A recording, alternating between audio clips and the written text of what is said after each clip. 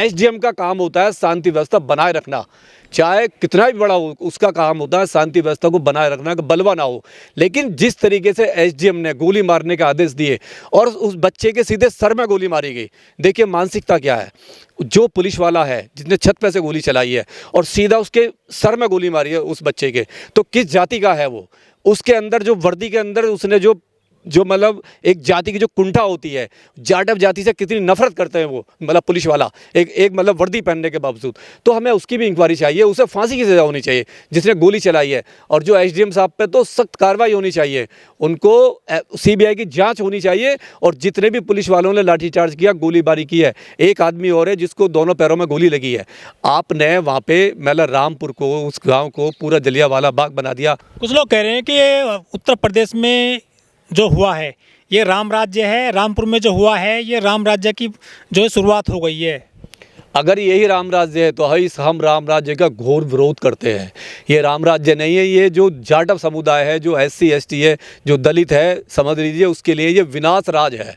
ये उनके लिए विनाश राज साबित होगा अगर यही राम राज है। अगर हमारे बच्चों को सरेआम SDM पुलिस वाले गोली मारेंगे तो समझ लेना ये हमारे लिए विनाश राज शुरू हो गया है।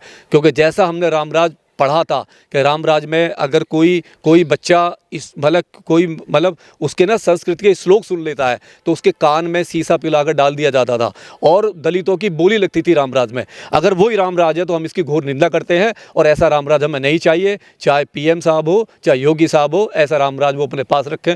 हम इस ऐसे रामराज का हम घोर विरोध करते हैं।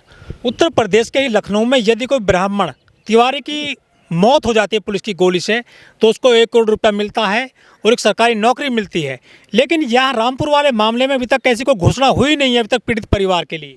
घोषणा की तो सुनिए, जितने भी अपराधी हैं, जो पुलिस वाले अपराधी हैं और जो SDM है, अभी तक उनको सस्पेंड नहीं किया, उसको टर्मिनेट नहीं किया गया और उनके खिलाफ कोई भी कार्रवाई नहीं हुई है। सरकार उनके पक्ष में खड़ी हुई है। सरकार मजबूती से SDM का, पुलिस वालों का उनको सपोर्ट कर रही है। और मैंने सुना है कि वहीं पे एक जो बच्चा एक्सपायर हुआ उसके ताऊ के लड़के पे ही मतलब पुलिस ने उस पर जो है ना मुकदमा दर्ज कर दिया है।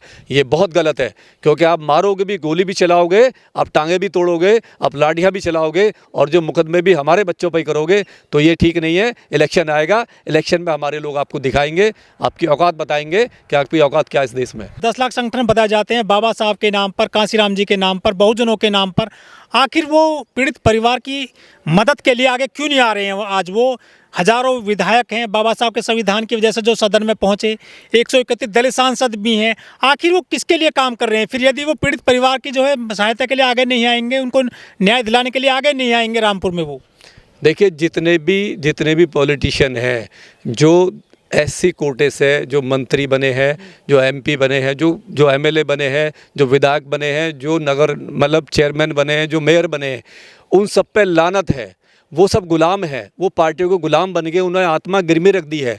वो कभी भी हमारे मुद्दों पे हमारे सामने आज तक भी कभी भी सामने नहीं आए और वो वहाँ पे गुलामी करते हैं। चाहे BJP हो, चाहे कांग्रेस हो, चाहे समाजवादी पार्टी हो, चाहे BSP पार्टी हो, उनका वो केवल गुलामी करते हैं। वो कभी भी इन मुद्दों पर कभी भी सामने नहीं आते। और मैं और बात कह रहा हूँ कि जो पटेल समुदाय है, जो अपने आप को OBC कहता है, और आए दिन बहुत सारे लोग हैं जो सामाजिक चोला ओढ़ के हमारे मंचों से नेता बनते हैं। जैसे नितिन पटेल है, जो क्या मतलब नीरज पटेल से हम कहते हैं कि मतलब तुम हमारे मंचों से नेता बनते हो। और आज वहाँ पे 8 दिन हो गए घटना को, आप वहाँ पर नहीं गए हो। अपने आपके जो लोगों ने जो वहाँ पे एक उपद्रव फैलाया है, जो बाबा साहब का बोर्ड नहीं लगने दिया, और आप बाबा साहब के नाम पे मतलब नेतागिरी करते हो। हमारे लोगों में नेतागिरी जाके करते हो, हमारे मंचों से करते हो। क्या आप बाबा साहब के हितैषी हो? और आपके लोग बाबा साहब के बोर्ड को उखाड़ने के लिए हमारे बच्चों की हत्या कराते हैं। तो अरे नीरज जी, आप जाइए वहाँ पे, जाइए और अपने लोगों को समझाइए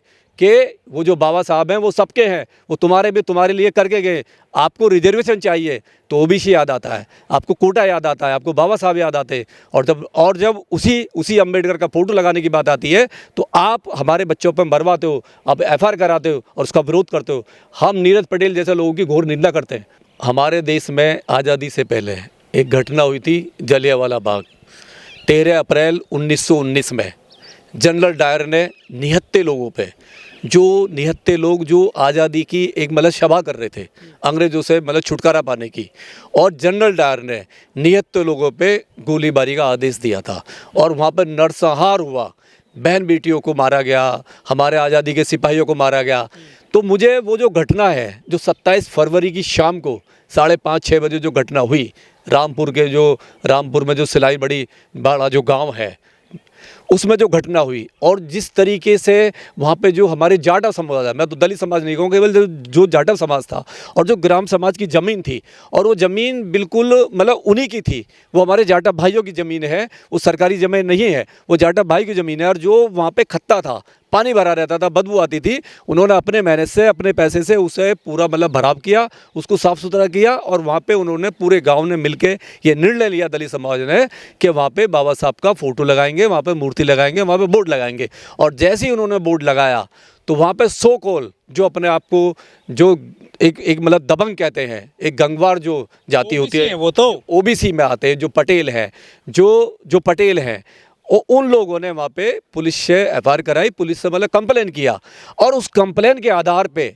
जो वहाँ का एसडीएम है, जिस एसडीएम ने वो जलियांवाला बाग की घटना को दोबारा वहाँ पर दोहराया है, और एक एसडीएम ने जो लोगों ने वहाँ कहा है, जो चश्मदीद है, जिन लोगों ने कहा है कि एसडीएम साथ में थे, जेसीबी लेके आए, बड़ा पुलिस फोर्स लेके आए, और जब उस पार्क में छोटे छोटे बच्चे, महिलाएं और जो बुजुर्ग बैठे हुए थे, और उसमें एक वो हमारा एक वो उमेश जो ना बच्चा भी था जो 10th क्लास का एग्ज़ाम दे के आया था, और जिस तरीके से एसडीएम ने गोली मारने का आदेश दिए, वो उसकी जितनी निंदा की जाए उतनी कम है, क्योंकि इस आज़ाद भारत में हमने ऐसा नरसंहार कहीं नहीं देखा कि एसडीएम सीधा गोली मारने का आदेश देता है।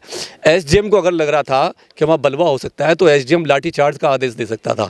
लाठी चार्ज का आंसू गैस होता है, अगर आपको कहीं पे भीड़ को तितर बितर करना है, हटाना है, तो आपके पास ये है कि आप वहाँ पे आंसू गैस छोड़ेंगे, आप उनके पैरों पर गोली मारेंगे, रबड़ की गोली मारेंगे, आप डायरेक्ट गोली मारने का आदेश नहीं दे सकते, वो वही आदमी दे सकता है। और देखिए ये एसडीएम का भी नहीं है, ये वहाँ की सरकार, हम योगी सरकार पे ब्लेम करते हैं कि एसडीएम को आदेश किसने दिया, इसकी जांच होनी चाहिए, इसकी सीबीआई जांच होनी चाहिए। एसडीएम को कौन सी पावर थी जिसने एसडीएम को आदेश दिया? पावर होती है ना, एसडीएम को तो पावर होती है, गोली मारने की पावर किसी को नहीं होती है। 2016 में खुद पीएम मोदी साहब ने कहा था ऊना की घटना को लेकर कि मेरे दलित भाइयों को शूट मत करो, चाहे मुझे शूट कर दो। उसका असर किस तरह से देखते हैं आप? क्या उसका उल्टा मतलब निकाल लिया है जो ये जातिवादी आतंकी हैं या जो लोग दलितों पे हमला कर रहे हैं? मुझे अच्छी तरह याद है, मोदी जी ने कहा था कि मेरे दलित भाइयों को गोली मत मारो, चाहे जो ना मुझे गोली मार देना। और जब मोदी जी किसी का नाम लेते हैं ना, चाहे तो दलित का हो, अत्याचार 1000 गुना बढ़ जाते हैं, चाहे बहन बेटियों का मामला हो, जितना भी इन्होंने नारा दिया है, चाहे दलितों का नारा हो, बहन बेटियों का नारा हो, किसानों का नारा हो, नौजवानों का नारा हो, रोजगार का नारा हो, समझ लेना उन पर 10 गुना ज़्यादा अत्याचार उन पर बढ़ने शुरू हो गए। तो जिस दिन मोदी साहब ने नारा दिया कि मेरे मतलब दलित भाइयों पे गोली मत मारो, मुझे गोली मार दो, उसी दिन हमने समझ लिया था कि अब हमारे लोगों की जान बहुत खतरे में रहेगी, क्योंकि उसी तबके से जब से आए दिन हमारे लोगों पे हमारी बारातें रोकी जा रही हैं, हमारे लोगों पे हमले हो रहे हैं, हमारी बहन बेटियों का रेप बढ़ गए हैं, उन्हीं के स्टेटों में चाहे अदर भी स्टेटों जो मतलब दूसरी भी हैं। मोदी जी ने कभी भी उनके लिए एक भी आवाज़ नहीं खोला है, कभी भी मोदी जी सामने नहीं आए, मन की बात करते हैं, अपनी बात करते हैं, हमारी बात आज तक उन्होंने नहीं सुनी है। ये कैसा राम राज्य है यहाँ पर दलित यदि घोड़ी पर चढ़ता है तो काफ़ी विरोध होता है, पत्थर मारते हैं, हमला करते हैं। बदायूं में भी एक शादी हुई है दलित युवक की, तो जितने बराती थे उससे ज़्यादा पुलिसकर्मी तैनात किए वहाँ पर शादी में, तब जाकर वो घुड़चढ़ी हुई है। आखिर इतना दलितों के साथ में अत्याचार क्यों बढ़ रहा है उत्तर प्रदेश में योगी जी के राज में? वो तो बुलडोजर चला देते हैं जो आरोपियों के घरों पर।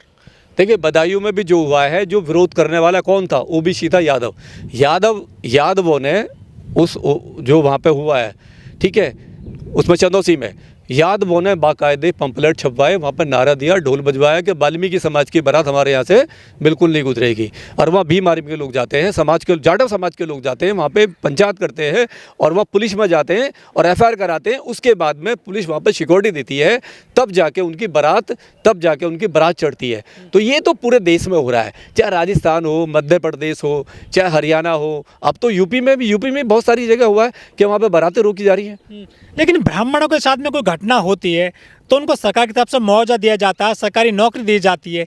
लेकिन इस मामले में क्यों सरकार के जो नुमाइंदे हैं, अधिकारी हैं, वो क्यों नहीं जा रहे हैं मदद करने के लिए उनके घरों पर? बिल्कुल नहीं जाएंगे। मानसिकता वही है। आज भी दलित को वो लोग आज भी जाति के आधार पर न्याय मिलेगा उत्तर प्रदेश में? जाति के आधार पे है। कुछ नहीं बोला, जाति बिल्कुल नहीं जाती है। जाति में से जाति निकलती नहीं, जाति कभी नहीं जाती। जाति का ही मुद्दा है, क्योंकि ये जिस तरीके से ब्रूटल तरीके से हम लोगों पर हमले हो रहे हैं, हमारे अधिकार छीने जा रहे हैं, केवल जातिगत है और कुछ भी नहीं है। लोग कह रहे हैं कि चंद्रशेखर जाता है घटनास्थल पर, वो वहाँ गए भी, लेकिन बहन जी के लिए सवाल खड़ा हो रहा है कि बहन जी घटनास्थल पर क्यों नहीं जाती हैं? उन्हीं की जाति से आते हैं जिस ये युवक की जो है मृत्यु हुई है पुलिस की गोली लगने से। आखिर बहन जी ऐसी घटनाओं पर क्यों अपनी प्रतिक्रिया नहीं दे रही हैं? ट्वीट भी उन्होंने नहीं किया है। दूसरे मामले प्रकाश में आए, वहाँ मौत हुई है तो वहाँ उन्होंने दुख व्यक्त किया है, लेकिन रामपुर की घटना पर उन्होंने ट्वीट नहीं किया है। वह दूसरी बात है कि आकाश आनंद ने उस मामले में ट्वीट भी किया है और उस मामले को जो है थोड़ा सा ध्यान आकर्षित किया लोगों की तरफ। देखिए, ये समाज है और समाज इन चीज़ों को बहुत बारीकी से देख रहा है। जो भी कहीं पे जाएगा एट्रोसिटी घटना पे, जब किसी पे भी हमला होता है, अगर कोई भी नेता जाता है, बहन जी क्यों नहीं जाती हैं? अगर बहन जी नहीं जाती है तो बहन जी को नुकसान भी उठाना पड़ रहा है। देखिए क्या ये चंद्रशेखर, वजह है कि वोट जो घटता जा रहा है बीएसपी का? बिल्कुल बिल्कुल।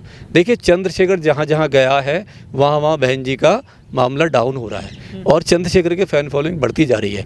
न्याय मिले या ना मिले, जब वो घटना के दूसरे दिन वहाँ पहुँच जाता है तो लोगों में एक विश्वास पैदा होता है कि हमारे ब्राह्मण की मृत्यु हुई तो बहन जी ट्वीट कर देती हैं। यही है, ये तो भुगतना, ये बीएसपी को ये पूरा भुगतना पड़ रहा है। पहले भुगत रही है, आगे भुगत रही है। दिक्कत है, बहन जी क्यों नहीं जाती घटनास्थल पर? ये गलत बात है, जाना चाहिए। अगर नहीं जाओगे तो लोग तुम्हें भूल जाएंगे। देखिए, लोग तुम्हें याद क्यों करें जब तुम उनके दुख दर्द में नहीं जाओगे, जब उन बहन जी के लिए लोग अपनी जान दे देते हैं, विरोध झेलते हैं, लाठी खाते हैं पुलिस की। लेकिन कभी यदि कोई समाज का व्यक्ति मारा जाता है बाबा साहब के लिए या मिशन के लिए, तो बहन जी क्यों सपोर्ट नहीं करने जा रही हैं? आर्थिक मदद कर सकती हैं, अपने बंदे भेज सकती हैं, कार्यकर्ता भेज सकती हैं या खुद जा सकती हैं, भतीजों को भेज सकती हैं। आखिर क्यों नहीं जा रहे हैं वो मिलने के लिए जो पीड़ित परिवार है? देखिए, अगर बहन जी, मैं भी देख रहा हूँ, बहन जी नहीं जाती हैं, उनके कार्यकर्ता भी नहीं जाते हैं, बिल्कुल नहीं अगर नहीं जाते हैं तो दूसरों को आपने स्पेस दे दिया। आप चंद्रशेखर जैसे लोगों को आपने पूरा फील्ड छोड़ दिया है, खाली मैदान छोड़ दिया कि आप जाइए वहाँ बैटिंग कीजिए और वहाँ अपनी जगह बनाइए। देखिए, जब आप किसी के दुख दर्द में जाओगे, किसी की हत्या हो जाती है उसमें जाओगे, कहीं घोड़ी पर बारात से रोका जाए उसमें जाओगे, रेप केस में जाओगे, तो सिंपैथी उसको मिलेगी, ना कि आपको। आपका वोट बैंक डाउन होगा, उसका बढ़ेगा। तो ये आपको तय करना है, अब भी वक्त है आपको तय करना। राजनीति बदल दीजिए। अगर आप लोगों के बीच में नहीं जाओगे तो आप कट के रह जाओगे और ये आपको इलेक्शन में भुगतना पड़ेगा।